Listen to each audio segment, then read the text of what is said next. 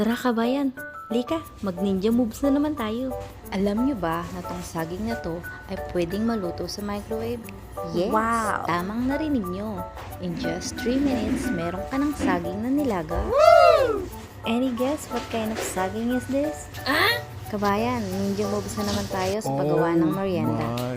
Binalot ko siya sa tissue, binasa ko ng tubig as in totaling basa, nilagay ko sa microwave, as you can see, and then sinet ko siya for 3 minutes and maximum for 4 minutes.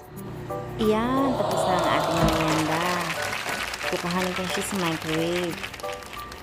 Ingat kabayan, mainit, agoy, mainit, agoy. At tanggalin na natin ang tissue. Ayan, nakikita nyo, diba? Sobrang init niyan.